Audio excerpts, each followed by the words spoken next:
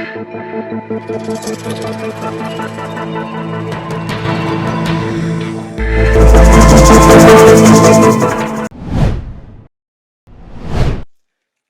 પટેલની નાચ મારી પાસે લાગેલી છે, ગોપાલ પટેલ છે એટલે અમારો ભાર પડે છે, પણ એ પટેલ સી ભાર પડે છે એ ભાર પાડવામાં મારું તો કઈ યોગદાન નથી.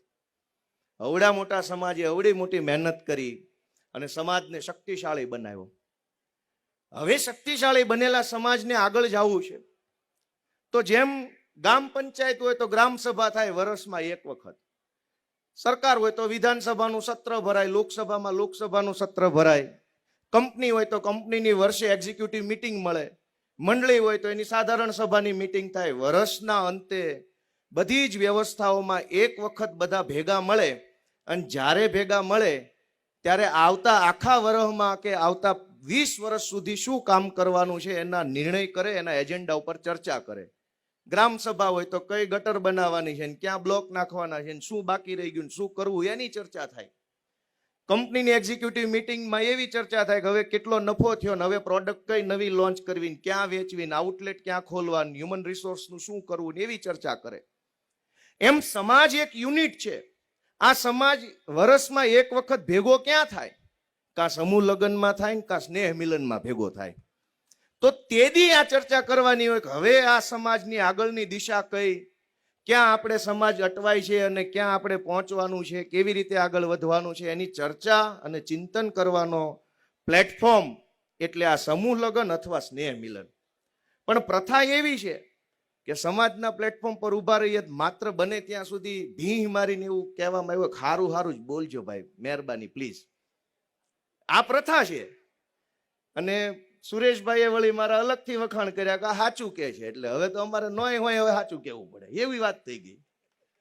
પણ સાચું ખોટું કાંઈ હોતું નથી. બધા સમજદાર છે, બધા મહેનત કરીને બળ કરીને આવડો મોટો સમાજ બનાવ્યો છે. કોઈ નથી ખબર પડતી એવું હોય જ નહીં. પણ મને એક નવી પેઢીના જુવાન તરીકે જે વાત વિચારવા યોગ્ય લાગે છે, હું એટલો બધો રખડું છું રાજકારણના કામથી, ગામડે ગામડે લગભગ કોઈ તાલુકો બાકી નહીં હોય અને એક વાર નહીં 5-5 વાર જઈ આવ્યો છું. બધાને મળ્યા પછી, બધું જાણ્યા પછી મને જે સમજણ આવી છે એની વાત મારે અહીંયા, મેં કીધું ને ગ્રામ સભા છે આપણી સમાજની, અને આમાં આ વાત મૂકવા જેવી લાગે છે કે મનહરભાઈએ વાત કરી કે ભાઈ વ્યસન, અને વ્યસન બધાને ખબર છે, દારૂ, બીડી, તમાકુ, માવા, હવે એની તો વાતય જૂની થઈ ગઈ. કોકને કહેવી તો કોક દાંત કાઢે. હવે ડ્રગ્સ આવ્યું છે, ઠેઠ ઊંચા લેવલનો નશો. પણ આપણે વ્યસન મુક્તિની વાત કરી દઈએ એટલાથી વાત પૂરી થોડી થાય છે. એમ કોઈ ભાષણ સાંભળીને વ્યસન મૂકી દેતું હોત તો માવા જ બંધ થઈ ગયા હોત. બહુ બધાએ માવા ઉપર ભાષણ આપ્યા પણ માવા વધ્યા છે અને માવાની એક આખી ઇકોનોમી બની ગઈ છે, કરોડો રૂપિયાનો ધંધો છે. હવે માવા બંધ થાય તો ધંધો બંધ થાય એવું છે. પણ આ નશો જે છે સમાજમાં, અને કઈ ડ્રગ્સનો જ નશો છે એવું નથી, મોબાઈલનો નશો છે. હજારો ઘરે હું મહેમાન થઈને જાતો, ઓલા ઝીણા ઝીણા છોકરા આમામ આમામ આમામ કર્યા જ કરતા હોય, હા જુદી આમામ કરે. હમણાં 2 દિવસ પહેલા રાજકોટમાં એક છોકરાને પૂછ્યું કે ભાઈ, એ મારી બાજુમાં બેઠો હતો, જેના ઘરે મહેમાન થઈને ગયો. મેં કીધું ભાઈ આમાં કેટલા રૂપિયા મળે છે? 8મું ભણતો જ. એ કે આમાં કાંઈ ન મળે. મેં કીધું અમારી બાજુ તો 2 રીલ જોવાના 20 રૂપિયા મળે છે. તો એને આશ્ચર્ય થયું કે હું રહી ગયો. તો એ સમજ્યો નહીં કે મફતમાં આમ કરેશ તું ભાઈ, ભણવામાં ધ્યાન આપો. પણ અનેક વ્યસન છે, એનો રસ્તો શું? આ વ્યસન કેવી રીતે છૂટશે બધામાંથી? તો એનો રસ્તો મને એક એવો દેખાણો છે, સમાજ સમક્ષ મૂકીએ છીએ, આજ વિચાર મૂકીએ છીએ તો કાલ એનો વડ બનશે, કાલ સારું થાય. મને એમ લાગે છે કે આપણા સમાજે રમત ગમત તરફ આગળ વધવાની બહુ જરૂર છે. આજ તમે જોશો તો દુનિયામાં હમણાં 2 દિવસ પહેલા ચેસની રમતમાં પેલો સાઉથ ઇન્ડિયાનો તમિલનાડુનો ડી ગુકેશ નામનો છોકરો 18 વર્ષનો વર્લ્ડ ચેમ્પિયન બન્યો. ખ્યાલ છે બધાને? કોણ તલાટી બન્યું, કોણ કલેક્ટર બન્યું, નહીં તો આપણા વોટ્સએપ ગ્રુપમાં હોય. દુનિયા એને ઓળખે છે જે કળાની અંદર, શ્રમની અંદર, કૌશલ્યની અંદર નંબર 1 લાવે ને એને આખી દુનિયા ઓળખતી હોય છે. કૌશલ્ય શું છે કે ચેસની રમત એ કૌશલ્યથી રમાય છે. એમાં કદાચ ડિગ્રી હોય કે ન હોય, બેસ્ટ ખેલાડી તોય બની શકાય. ક્રિકેટમાં તમારે કાંઈ ન ભણ્યા હોય, હાવ એટલે હાવ અભણ હોય તો ક્રિકેટનો નંબર 1 ખેલાડી બની શકાય. હોકી, વોલીબોલ, ફૂટબોલ, કેરમ, દુનિયાભરની રમત છે. પણ આજ રમત રમવા માટે આપણો આખો સમાજ પ્રેરાય એવી વ્યવસ્થા નથી. તલાટી મંત્રી બનાવાય એવી વ્યવસ્થાઓ ખૂબ છે ચારો તરફ. અને ખોટું કાંઈ નથી, બધું જ સાચું છે. પણ હવે કઈ દિશામાં જવું છે? આપણે સરકારી નોકરીની ડીએમ સાહેબે વાત કરી કે આપણે એમાં આગળ વધવાની જરૂર છે. હું તો 2 સરકારી નોકરી મૂકીને રાજીનામું મૂકીને પછી પાછો આમાં આવેલો માણસ છું. એટલે મારો સરકારી નોકરી વિશે અભિપ્રાય બહુ ખરાબ છે કે આમાં જવાય જ નહીં. ખેતી કરવી પણ તલાટી મંત્રી કલેક્ટર ન બનવું, હું એવું માનું છું. કેમ કે આખા કરોડો લોકોના સમાજમાં ભણે ગણે બુદ્ધિથી વાંચવા લખવામાં જે સૌથી હોશિયાર વિદ્યાર્થી હોય એને તલાટી બનાવી દેવાનો કે એને મોટા કામમાં લગાડવાનો. જેની બુદ્ધિ મોટી, જેનું જ્ઞાન મોટું, એને કામ મોટું આપવું પડે. એક નાના જિલ્લામાં નાની સિસ્ટમમાં બેહાડી દઈએ તો સમાજનું નુકસાન છે. એટલે હું એમ માનું છું કે આપણી પાસે હવે ઘણી વ્યવસ્થાઓ થઈ છે. આપણા છોકરાઓ રમત ગમતમાં આગળ વધે. આજ કેમ આ લેવા પટેલ યંગ ગ્રુપ આયોજિત સમૂહ લગ્ન છે, તો કાલ બોટાદ લેવા પટેલ યંગ ગ્રુપનો અને ભાવનગર લેવા પટેલ યંગ ગ્રુપની ક્રિકેટ મેચ થાય, હોકીની મેચ થાય, વોલીબોલ કોમ્પિટિશન થાય, 2 તાલુકા વચ્ચે કોમ્પિટિશન થાય, 2 જિલ્લા વચ્ચે કોમ્પિટિશન થાય, અનેક રમતોની કોમ્પિટિશન થાય. તો હજારો છોકરાઓ રમત ગમતના ફિલ્ડમાં આવે. બહુ મોટા ખેલાડી ન બને કાંઈ નહીં, પણ મોબાઈલથી નશાથી દૂર રહે, ધંધા હગળ રહે, શરીર મજબૂત રહે અને મન મજબૂત રહે. કેમ કે રમત છે ને, કોઈ પણ રમત, હું પોલીસમાં હતો ત્યારે અમે વોલીબોલ બહુ રમતા. રમત ગમત છે ને એનાથી 2 ફાયદા ગમે એને થાય. રમત ગમતથી નિર્ણય શક્તિ બહુ તેજ બને. ક્રિકેટ કે વોલીબોલ રમતા હોય ને વિચારવા માટે 2 કલાક ન મળે. માઇક્રો સેકન્ડમાં નક્કી કરી લેવાનું હોય કે આ વોલીબોલ આવ્યો છે તો આને કોણ પાસ કરશે, ભાઈ આ કરશે કે આ કરશે. સેકન્ડના 50મા ભાગમાં નક્કી કરી લેવું પડે કેચ કોણ પકડશે ને બોલ્ડ કોણ કરશે. રમત ગમતની અંદર માણસ જેટલું ધ્યાન આપે એટલી તેજ એની નિર્ણય શક્તિ બને. અને બીજું કે ગમે એવી રમત હોય, પૂરી ન થાય ને ત્યાં સુધી કોઈ ખેલાડી ક્યારેય છોડતો નથી. ખબર હોય હારી જવાના તો એ દડા નાખ્યા જ કરે. એનો મતલબ એમ કે મનોબળ મક્કમ બને, દ્રઢ બને. અમારી જેવું અમે હારી ગયા પણ તોય રમ્યા જ કરીએ છીએ, આ મનોબળ મળે આપણને. આજ ઘણા લોકો હિંમત હારી જાય છે, ધંધામાં નિષ્ફળ જાય, ટકા બરાબર ન આવે, ઘર પરિવારમાં કંકાસ થાય, પતિ પત્નીનું રાગે ન પડે તો હિંમત હારી જાય, મનોબળ હારી જાય. કોઈ વ્યસનના રવાડે ચડી જાય, કોઈ ગુનાખોરીના રવાડે ચડી જાય, કોઈ આત્મહત્યા કરે. આવું શું કામ થાય છે? મનોબળ હેઠું પડી જાય છે, નિર્ણય શક્તિ નથી મળતી. આપણા હજારો યુવાનોને કોઈ સચિન બચિન ન બને કાંઈ વાંધો નહીં, પણ નિર્ણય શક્તિ સારી બને, મનોબળ મજબૂત બને. એ માટે આખા સમાજે વિચારવું પડશે કે આપણા જેટલા પણ નવી પેઢીના યુવાનો છે એના માટે આપણે રમત ગમતના ગ્રાઉન્ડો બનાવીએ અને અનેક રમતની અંદર આપણા છોકરાઓ રોજ રાત્રે 2-2 કલાક રેમા કરે ને એવું કંઈક કરીએ તો મને એમ લાગે છે કે મોબાઈલના, ડ્રગ્સના, પાન બીડીના વ્યસનથી 2 કલાક પૂરતો માણસ આઘો રહેશે. અને આપણે આજે વિચાર લઈને જઈશું, કાલે એની શરૂઆત કરીએ અને મજા જુઓ કે અનેક લોકો, હું સમાજમાં જાઉં છું તો મળે છે કે ભાઈ હું છોકરો કરે છે તો કે CA નું કરે છે, MBA નું કરે છે, કોમ્પ્યુટરના ક્લાસ કરે છે, લેંગ્વેજ શીખે છે, કોડિંગ સોફ્ટવેર બનાવવાનું શીખે છે. પણ આપણને કેમ એવું લાગે છે કે બધા છોકરા કોમ્પ્યુટર એન્જિનિયર જ બનવા જોઈએ, બધા છોકરા એન્જિનિયર જ બનવા જોઈએ, આર્કિટેક્ટ જ બનવા જોઈએ? કેમ કવિ કેમ ન બનવો જોઈએ કોઈ? આ આપણા એન્કર છે એ જેટલી વખત ઉદાહરણ આપ્યા, વાત કરી, એને કવિઓની, સાહિત્યકારો, લેખકોના ઉદાહરણ આપ્યા છે, કલેક્ટરોનું ઉદાહરણ નથી આપ્યા. મને રજૂ કરતા પહેલા મિલિંદ ગઢવીનો શેર કીધો છે. એમ નથી કીધું કે જામનગરના 1982ના કલેક્ટરે કહ્યું છે કે, અને એ વાત કહીને પછી મને રજૂ નથી કર્યો.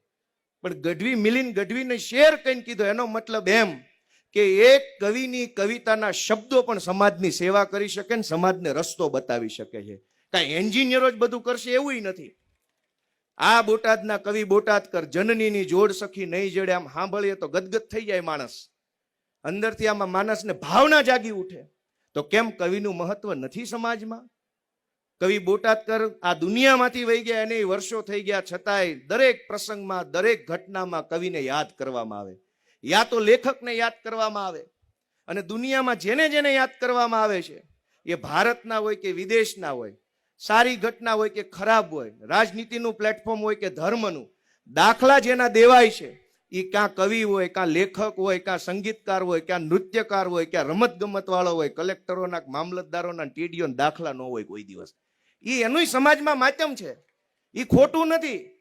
પણ સમાજની સેવા એક કવિ એના કવિતાના શબ્દોથી કરે. ઝવેરચંદ મેઘાણી, એણે એવી ક્રાંતિકારી કવિતાઓ અંગ્રેજોના જમાનામાં લખી કે આખા દેશમાં ક્રાંતિ લાગી ગઈ, લોકોના દિલમાં એ શબ્દો વાગ્યા, કવિની કવિતાના શબ્દો લોકોના દિલમાં વાગ્યા અને લોકો આઝાદીની લડાઈ માટે ઉમટી પડ્યા.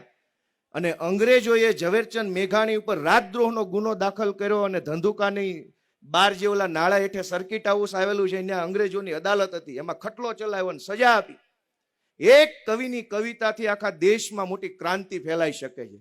લેખકની એક નાની એવી વાર્તાથી સમાજને 100 વર્ષનું ભાથું મળે, રસ્તો મળે હાલવાનો. મારું એવું આપણું વિનંતી છે બધા આપણા યુવા દોસ્તોને, માતાઓ બહેનો, કે પરાણે પરાણે ધક્કા મારીને ભીહ મારીને બધાને એન્જિનિયરો, કોમ્પ્યુટર કોડિંગ ને સીએ ને એમબીએ ને સીપીસી ને આખી એબીસીડી તરફ ન મોકલવા જોઈએ. એ કારણ વગરના ત્યાં લાઈનમાં ઊભા હોય. આપણે તો કોકના ઘરે મહેમાન થઈને ગયા હોય એટલે જાજુ બોલાય નહીં, પણ જે એમ કે હું કોમ્પ્યુટરનું શીખું છું 4 પ્રશ્ન પૂછીએ તો માણસ ગૂંચવાઈ જાય છે. મેં ઘણાને કહેવા જેવી જગ્યાએ કીધું કે ભાઈ આમાં તમારો સમય બાપાના રૂપિયા બગડે છે. 4 વર્ષ ભણીને પછી બહાર આવશો ને ત્યારે હાથમાં ડિગ્રીના કાગળિયા સિવાય કાંઈ નહીં હોય. કેમ કે દુનિયા કઈ દિશામાં જાય છે? દુનિયા કૌશલ્યની દિશામાં આગળ વધી. કૌશલ્ય એટલે અંગ્રેજીમાં સ્કિલ. આજ એઆઈ આવ્યું છે, આર્ટિફિશિયલ ઇન્ટેલિજન્સ.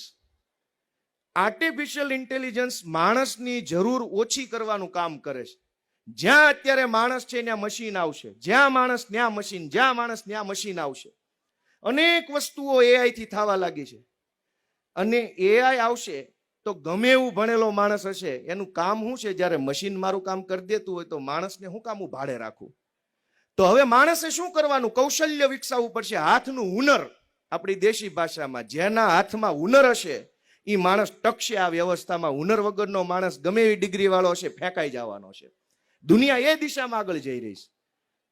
ત્યારે હુનરવાળા વ્યવસાયો કે જેમાં હાથની અને બુદ્ધિની જરૂર છે, જેમાં હુનર નહીં હોય ત્યાં મશીન. આપણે બધા હીરાના વ્યવસાયમાં જોડાયેલા છીએ. વર્ષો પેલા લોઢા ઘહી ઘહી ઘહી ઘહીને એક પેઢી છોલાઈ ગઈ આખી. અને આજ કેવા મશીન આવી ગયા હીરામાં આખો. અને હીરામાં મશીન ક્યાં, હીરો જ આખો નવો આવી ગયો, ડુપ્લિકેટ. આમ અસલ ને આમ ડુપ્લિકેટ. તો આર્ટિફિશિયલ ઇન્ટેલિજન્સ, સાયન્સ, ટેકનોલોજી એટલું આગળ વધે છે કે માણસની જરૂર જ નહીં પડે. રત્ન કલાકારો આજે પરેશાન છે. શું કામ? કે પહેલા ઘાટિયાની જરૂર પડતી. આજે એક મશીન હાન થાય તો 1000-2000 ઘાટ કરી નાખે છે. આમ શરીર ઓલું એને કેવું મશીન કહેવાય? કોપર, હોરપી. પેલા ઘાટી આખો દી દંડો આમ કરતા, ત્યારે માણ હાંજ પડે 20 હીરાનો ઘાટ કરતા. દંડો ઠપકારતા જાય ને ઘાટ કરતા જાય ને પછી લોઠું ગરમ કરી આમ છુમ છુમ કરતા હતા. મેં જોયેલા, હું સિંગલમાં બેહતો ત્યારે. આજ કેવા મશીન ને કેવું આવી ગયું, માણાની જરૂર ઘટી. હું એમ કહેવા માંગુ છું કે આપણે આ આપણી સમાજ સભા, મેં કીધું ને લોકસભા, વિધાનસભા, એમાં સમાજ સભા છે. આ નક્કી કરવાનું, ઠરાવ પસાર કરવાનો છે, મનનો, વિચારનો, કે હવે પછીનો જમાનો જેવો આવવાનો છે એની તૈયારી અત્યારથી આપણે મગજથી રાખીએ તો ટકી રહેશું. જ્યાં માણસ ત્યાં મશીન આવવાનું છે, પણ એવા અનેક કામ છે જ્યાં મશીન આવશે તો પણ માણસની જરૂર રહેશે. એવા અનેક કામ છે જે આપણે શીખવા પડશે. તબલા કોઈ દી મશીન ન વગાડે, અને માણસ વગાડે તો એ મધુરા લાગે. વાંસળી મશીન ન વગાડે, એ તો માણસ વગાડે તો મધુરી લાગે. પણ એ કૌશલ્ય છે, કળા છે, સ્કિલ છે, આવડત છે. આપણે આપણા બાળકોને કળાની દિશામાં, કૌશલ્યની દિશામાં આગળ વધારવા પડશે. જ્યાં હાથના હુનરની, દિમાગની જરૂર પડે એવી દિશામાં આગળ લઈ જશું તો છોકરાય ટકી રહે, સમાજે ટકી રહે ને વાંધો નહીં આવે. અને એવી રીતે આગળ વધવા માટે કે આપણે બધાને એન્જિનિયર, ડોક્ટર, આ તે એની પ્રેરણા આપીએ. સમાજના મંચ પરથી એવું ભાષણ કરીએ કે ભાઈઓ આપણે આ સંસ્થા ખોલી છે, એમાં તલાટીના ક્લાસ મફતમાં નિઃશુલ્ક કરાવવામાં આવે છે, એમાં પીએસઆઈ, યુપીએસસી, જીપીએસસી નું માર્ગદર્શન આપવામાં આવે છે. આવું બધું ઘણું થાય. કંઈક રાજકારણમાં આવવાનું કંઈક વ્યવસ્થા ગોઠવાય તો અમારા જેવાય થાળે પડે. ભાઈ બધા તલાટી બની જાય, સમાજની આગેવાની કોણ કરશે? આ ચિંતાનો વિષય છે કે નહીં? હું હાથ જોડીને કહું છું, એ છે કે નહીં?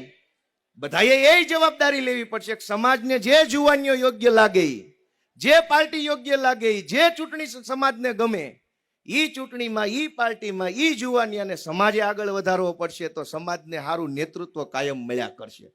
નકર ઝાડ બહુ મોટું થઈ જાય એક તો પછી હેઠે સાયો પડી જાય, ખડ થાય. ખાલી એક ઝાડ મોટું થાય ખડ થવા માંડે.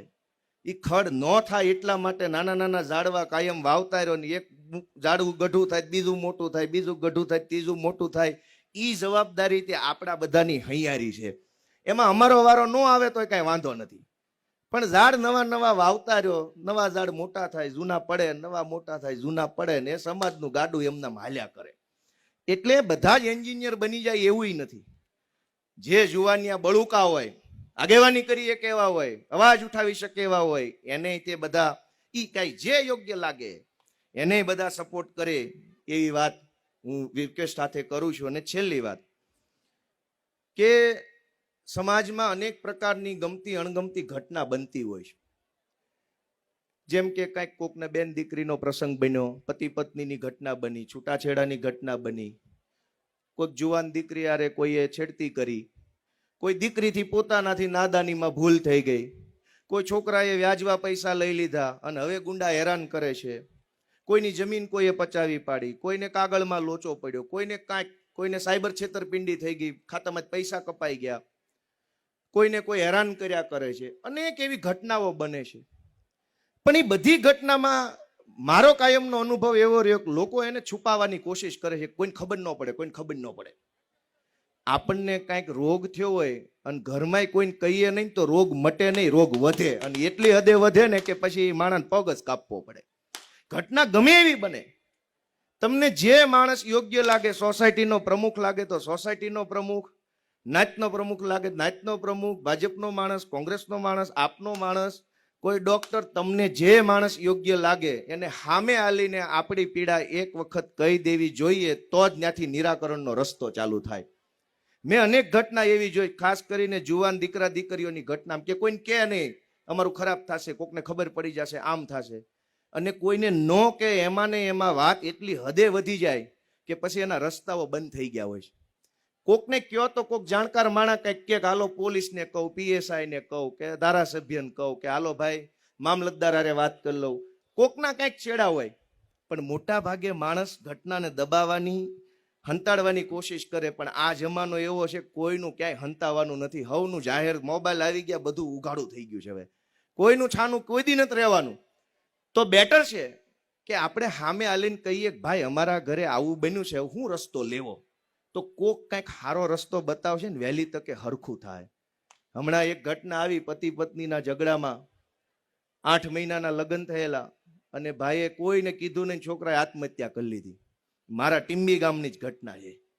કોકને કીધું હોત તો 2 જણા વચ્ચે પડે, બેહેત, વાત કરે, સારું મોળું જે હોતી સમજીને છોકરો તો જીવતો રહેત ને. છોકરો ગુજરી ગયો, પછી વાહેથી ખબર પડી કે ભાઈ એને એની ઘરવાળીને ઝઘડો ચાલતો. કીધું કેમ નહીં, તો કે કોકને કહીશ તો કોક શું કહે, મારી વાત માનશે નહીં, માને, મને સપોર્ટ કરશે નહીં કરે. તો જ્યાં સુધી ઘટના કોઈ જાણકાર માણસને, આગેવાનને કહેવામાં નહીં આવે ત્યાં સુધી આ વ્યાજની ઘટનાઓ અનેક બને છે. જાણીને લીધા કે અજાણતા લીધા, મરજીથી લીધા કે મરજી વગર ભલે લીધા, પણ હવે તમને કોક હેરાન કરતું હોય કે મારા પૈસા આટલા દે, જમીન લખાવી લો, આ કરી લો, તો ગમે એને કયો, તમને જે માણસ યોગ્ય લાગે એને કયો. તમારા કરતા એ માણસ તમને કાંઈક નવો રસ્તો બતાવી શકશે, ને કાંઈ નહીં બતાવી કે આશ્વાસન આપશે કે મૂંઝાતો નહીં ભાઈ, હું બેઠો છું, હાલ તારી હારે આમ આવું તેમ આવું. પણ આપણે એમ માનીએ છાપામાં ન આવે એટલે કોઈ નથી કેવું. છાપામાં તો ઘણાનું છપાઈ ગયું, તોય ક્યાં દુનિયામાં ખોટું અટક્યું છે? ખોટું કરવા વાળા કોઈ દી છાપું વાંચીને ઊભા નથી રહેતા. છાપાની ચિંતામાં ઘણીવાર પરિવારમાં તકલીફ વધી જાય છે. એટલે હું મારા અનુભવથી આ વિનંતી કરું છું કે જે કાંઈ બને, આપણી ભૂલ હોય તો પણ કહી દેવું, આપણા છોકરા કે છોકરીની ભૂલ હોય તોય કહી દેવું કે વાંધો નહીં ભાઈ, થઈ ગયું, આનો મારક કરો. કઈ એવું નથી ભૂલ છે તો ભડાકે દઈ દેવાના છે. ભૂલ થઈ ગઈ, પણ રસ્તો કરવાની વાત છે એ આગેવાન પાસે હોય છે. એટલે બધાને મારી વિનંતી છે, ઘટના કોઈ પણ હોય, એક ડાયો માણસ તમને યોગ્ય લાગે એ ગોતો અને એને કહી જ દેવી. અને પોલીસની જરૂર પડે, પોલીસ FIR લખશે કે નહીં લખે, તપાસ કરશે કે નહીં કરે, પકડશે કે નહીં પકડે, એની ચિંતા કર્યા વગર આપણે લખીને કાંઈક આપી દઈએ તો પોલીસના ચોપડે ચિતરાઈ જાય, પછી 50 PSI ની બદલી થાય ને તો આપણું લખાણ ને ઊભું રહેશે. એ વસ્તુ તો થાય જ છે. તો આપણી વાત ક્યાંક સરકારી ચોપડે ચડી જવી જોઈએ. જો આપણને અન્યાય થતો હોય, કોઈ હેરાન કરતું હોય, ત્રાસ આપતું હોય, તો આપણી વાત ચોપડે લખાય એક વખત, એ બહુ જરૂરી છે. એટલે આ બધી મેં મારા અનુભવથી કરેલી વાતો છે. અને આજે આટલી વિશાળ સંખ્યામાં બધાએ આવી મારી વાત સાંભળી હું એમ માનું છું કે આ મને બહુ મોટી જવાબદારી સમાજ તરફથી મળી છે, કેમ કે અહીંયા ઊભા રહેવા મળે, અહીંયા બધા આવડા મોટા ધરખમ વડીલોની હારમાં બેહવા મળે, એ કોઈ નાની વાત નથી. આના માટે આખી જિંદગી કાઢવી પડે. એણે 50 વર્ષ કાઢ્યા ત્યારે પહેલી લાઈનમાં બેઠા છે, હું મૂળ 35 વર્ષનો છું ને એની હારે બેહાડ્યો છે. એટલે આ વડીલોના, આ સમાજનો માન્ય એટલો આભાર ઓછો છે કે સમાજ આપણને આટલી હદે સપોર્ટ કરે છે, મદદ કરે છે, લાયક સમજે છે અને જવાબદારી સોંપે છે. એટલે હું સૌ વડીલોનો, માણિયા સાહેબ, દાદા, કળથિયા સાહેબ, સૌ વડીલો, આ લેવા પટેલ યંગ ગ્રુપ, એની અંદર મહેનત કરતા સૌ યુવા દોસ્તો, બધાનો ફરીવાર નતમસ્તકે માથું નમાવી વંદન કરું છું. સૌનો આભાર માનું છું. જય સરદાર.